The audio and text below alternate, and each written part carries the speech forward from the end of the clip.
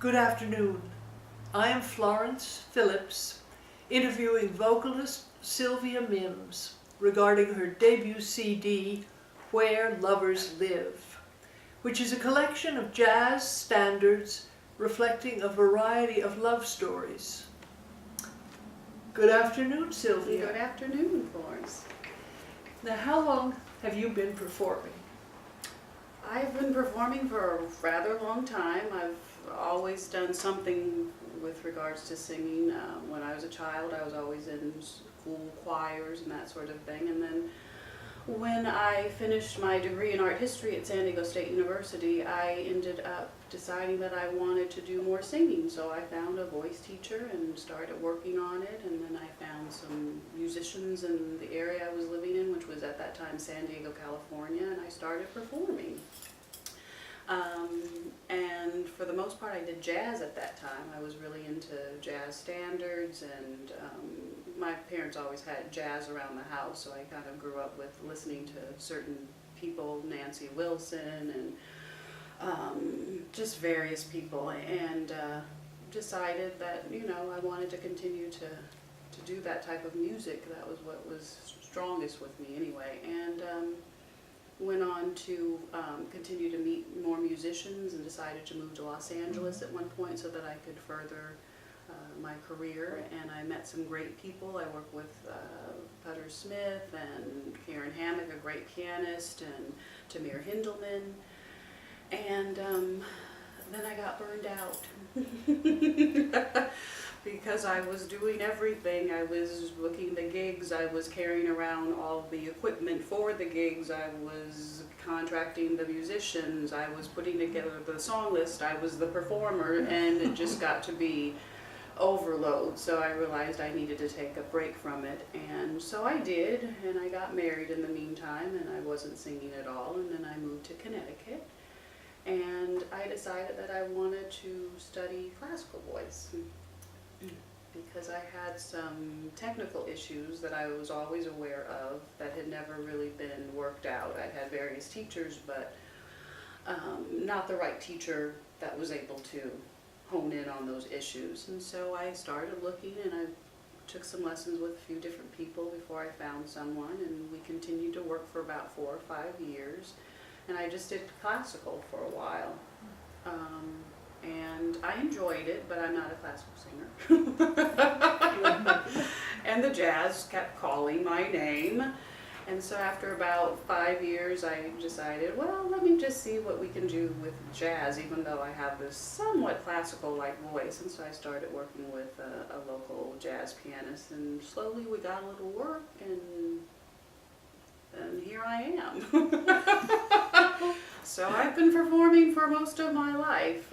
Well, that's so wonderful. And did you feel you gained something from that classical training for those few years? Most definitely. It actually took care of the issues that I wanted it to take care of.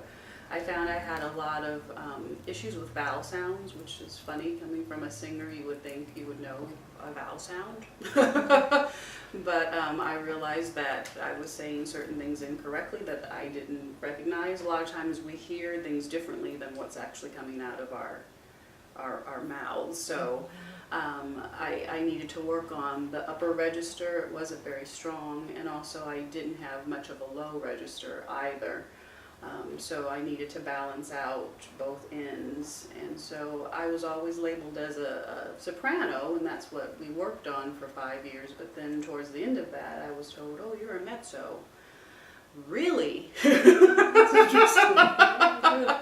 Really? All these years, even in choir, they had me as a first soprano. Really? That's news to me. So I got a whole new mindset, a whole new bag of tricks. So it was time to delve deeper into the body and get that lower register working, and I realized, oh, it is there, I just haven't practiced that. So I learned a lot about my voice and about myself through the classical, and it's given me a great deal of confidence actually in my singing.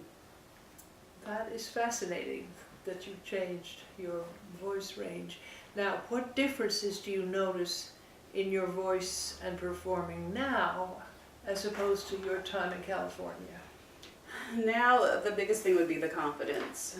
When I was performing in Los Angeles those years, I was always concerned whether or not certain notes I'd be able to hit in certain songs. There was always this level of anxiety. It was so intense that there were times when I couldn't eat all day because I had a performance that night at 8 o'clock. I was just a ball of nerves, and so now I can eat. Now I can eat, now I can do other things during the day. I don't have that level of anxiety. Usually it's more excitement now. I get to go and have fun and play with these musicians and perform for an audience. It's not that, I wonder if that's going to happen, I wonder if this is going to happen, what if I do that wrong? You know, all these questions and concerns going around in your mind. It's no longer that. I just go in with it. If there's a mistake, there's a mistake. You learn from it and you move on, and that's what I've gained, a great deal of confidence from. That is glorious. Yes. Why do you call yourself the unclassified singer? I call myself the unclassified singer because I've never really truly fit into any specific genre. My days in Los Angeles performing jazz, everyone said, well, you're really not a jazz singer. You've got a jazz sensibility, but you're really not a jazz singer. Then I spent these last 5-6 years studying classical, and I'm definitely not a classical singer. I have some classical technique, but I'm not a classical singer. I also like to perform R&B, rhythm and blues songs, a bit of blues. I like a lot of different genres, and I incorporate whatever I can into different songs to give color to each song. So I just call myself the unclassified singer because that's what I am. No one's willing to adopt me or accept me into their genre. So I just say, okay, I sing a bit of everything, and I just sing. That's what I do. Well, I think that's completely glorious. And how did this CD project come about? The CD project came about last fall. I was working with my voice teacher, Pamela Kuhn, and I wanted to enter into a vocal competition that required you to submit a recording.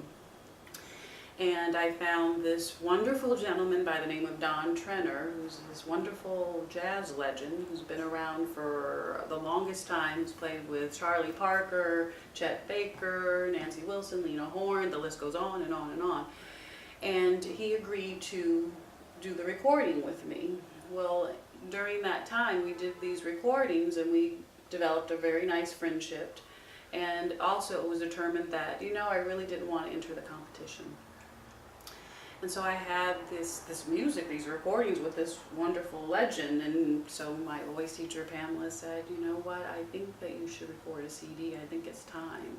It's not something that I had even considered, but she was right. And so talked to Don, and he was on board, and we got together and we started working on different tunes. We went into the studio multiple times, just kind of playing around and getting comfortable with the studio. Studio is very different from performing live.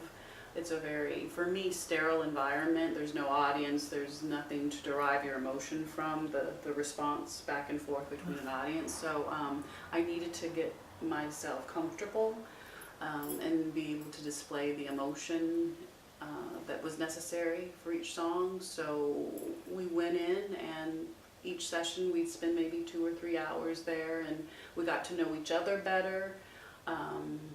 And we just had a good time, and then eventually we had rock solid what our songs were going to be, and we went in and we did the 12 tunes. We did, I think, a session with just Don and I, just for the piano and voice, and then we brought in a bass player by the name of Dave Daddario to do the bass on some of the more up-tempo tunes, to give it a little more backbone. So that's how it all came about. Well, yeah, because he said, as you say, he's performed with Lena Horne, Nancy Wilson, Anne Margaret, Shirley MacLaine, and so now you've explained what it's like working with Don. Obviously, a great friendship and collaboration. Yeah, most definitely. He's a wonderful man. He's very generous.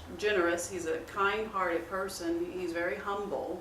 Who would ever think that he would just be so easy to work with, having done Yeah, everything he's that he's probably done. Delighted to find you. And we are delighted to have found one another, and so we continue to work together, and we talk on the phone regularly now, and he's a very dear friend. He's a very dear man. I can't say enough about him and his musical ability, and what I've learned from him has really been astonishing in the last year. It was definitely an honor to work with.